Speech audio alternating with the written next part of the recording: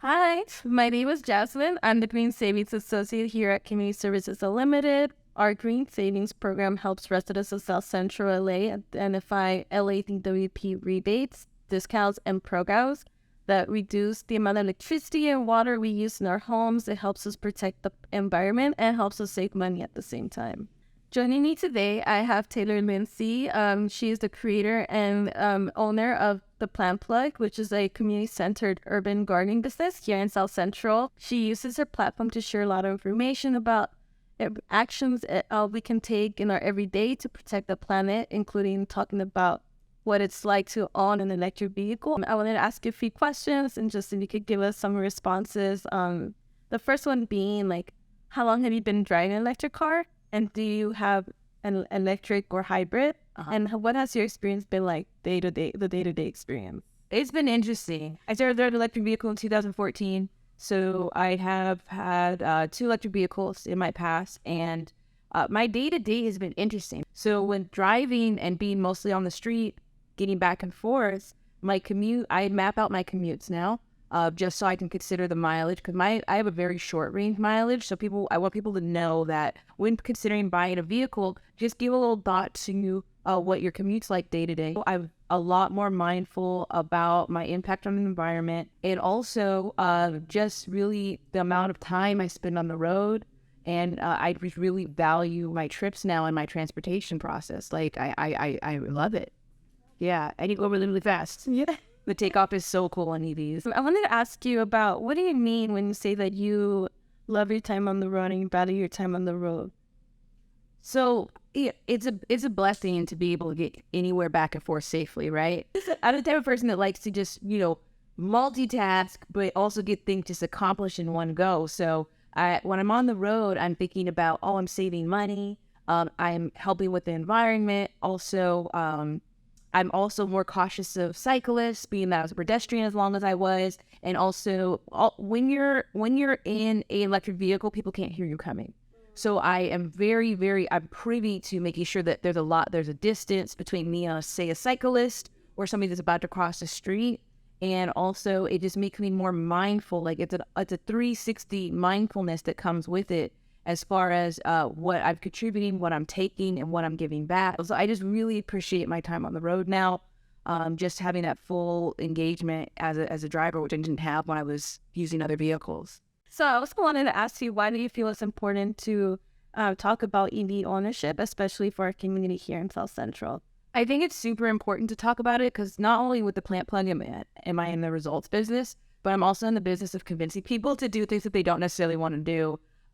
9 times out of 10 usually because of lack of information, or also what we think it entails and also who we think it's for. But I will say that as an EV owner and somebody with experience, I definitely want to dismantle a lot of the, I guess, red flags that people would believe are a problem when owning EVs. And it's really, really important in my community because redlined areas that have suffered from a lot of broken food systems and environmental racism, when it comes to just having trees in our spaces, having more green spaces that are concrete jungles paved with asphalt, we usually have a lot less access to education involving environmentalism, why these things came to be. So I think it's really important to I teach things that I have experience with, and getting that information out to people that look like me, to Black and brown folks, is so important as far as, yes, I can, and if I can, I will put more money back into their pockets. And ultimately, the bigger picture is to save the planet.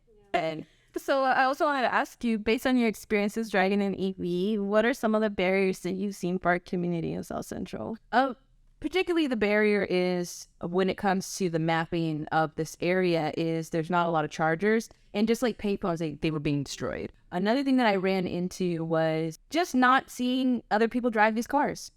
I see maybe a handful more now, but I've been driving these cars for over 6 years now, and I didn't see a lot of people that had them. A lot of people have apprehension towards it. If you're a DWP customer, you can enter your information and you can get charging from the city. There's one off of Florence and Vermont. There's another charger off of Dinker and Manchester near that Rouse, and there's another charger off of Gage and Western. And also a lot of people don't know about it, like I said. But personally, I didn't really have any problems. And with those city chargers, are they free with the DWP charger? As a customer, yes. So my parents are customers of DWP, and they can charge the car for me. You'll get you'll use like your account number, something really simple, and then the charge will become a lock, and you could plug into your car safely. Oh, Yeah. okay. Yeah, it's really good to know. So right now, the cost of gas is super high. I think it was at $7, $6. And I came, Yeah. that came back down a little bit. But gas is on everyone's mind right now. I want to ask you, how much are you spending on average on getting a full charge for your car? Great question. So there's two different levels of charging. There's the supercharging and there's trickle charging, right? So trickle charging pretty much takes overnight because time is money for some people and money is time. So I did the math the other day. So to go to Lancaster once, because I was doing some hauling, I had a Chevy Silverado. So I'm driving it and I had to fill it up. So to fill up the entire tank and go about 500 miles or 420 miles, then it costs about $100. And that's with the Costco card. Okay. Okay. So for me to go the same amount of distance, but having to stop to charge every 100 miles, which is only 20 minutes on a supercharger, right? So it only takes me an hour. It cost me $25. Oh, wow. So the savings is substantial. And actually, if you subscribe to certain services like what DWP has or independent charging services, it's usually free. Free, or you get some better incentives. You get private investment opportunities like I have before, and also there's so many different incentives and rebates, which we're going to get into later. So to answer your question, to go the same distance as a Silverado Chevy, it cost me $25, where the Silverado costs $100. So like a 75% discount. Yeah, yeah, Which is amazing. yeah, I'm like, yeah. and then the car pays for itself eventually. It really, really does. But we're going to get into that. Yeah. So what are some of the other websites that you use to find chargers in your area, wherever you are? So like I said, any company that you use, Blink will always have their own. And actually some companies are trying to show other companies too. ChargePoint, I've been using ChargePoint since day one. So another, my favorite one is PlugShare. That one is community driven. You could put your own reviews. You could put your own photos, your pictures, connect to other drivers. And also it has mapping inside of it. You can get a Google map on how to go to different places, and it'll also put how much some places cost, because you leave the pay for parking. LA is notorious for that, right? You have to pay $40 just to go outside. Yeah. So I would say too is when looking for mapping, always check near malls, hospitals, and universities. They usually have a ton of them. And also you want to know the difference. Some hotels will have them, but you usually have to stay at the hotel, so I avoid hotels. And some apartment buildings will have them, but that's just for the residents, so you want to avoid that. But I like USC has a ton of chargers, and you get reserved parking. Oh, okay. And that actually leads me to another question.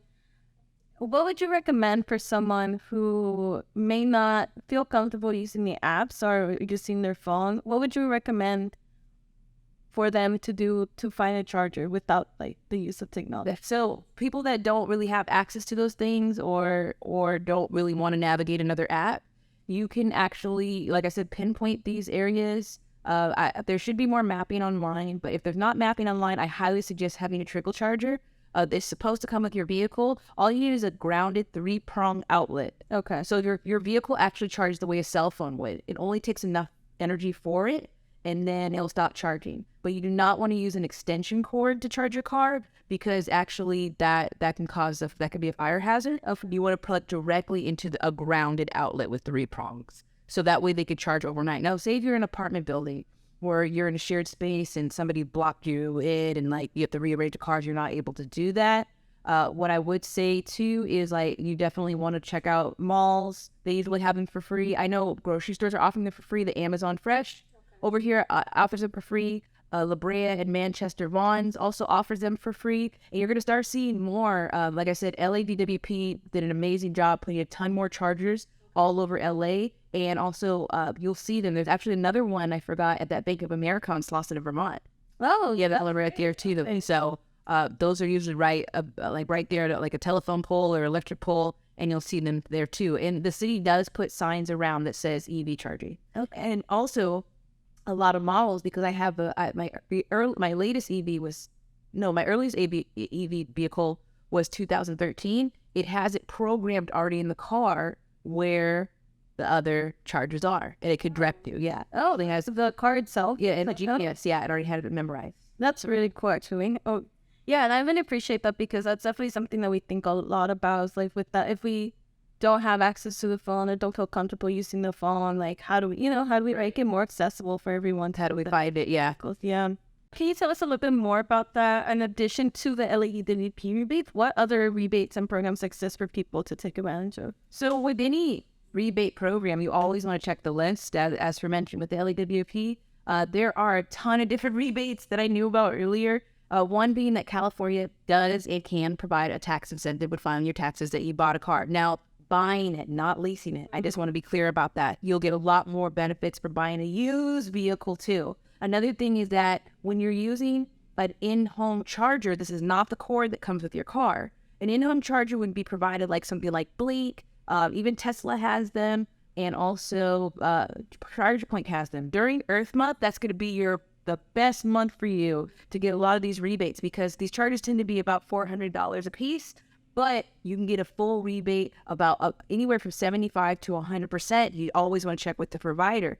And another thing, like I said before, if you're an LADWP customer, you can log in with your account credentials on any of the street chargers, and a lot of these chargers are free. So there are different programs through the state of California. California put aside $1.6 billion to pay back California residents to change their cars from what they, the motor vehicles to EVs. So another rebate that also people can benefit from is those that choose solar paneling as their source rather than coal and fuel that we usually use. So you'd always want to look at the website first, see if it qualifies for your area. This is predominantly Southern California. And then you get rebates on top of rebates on top of rebates, and you save money and get the best parking spots.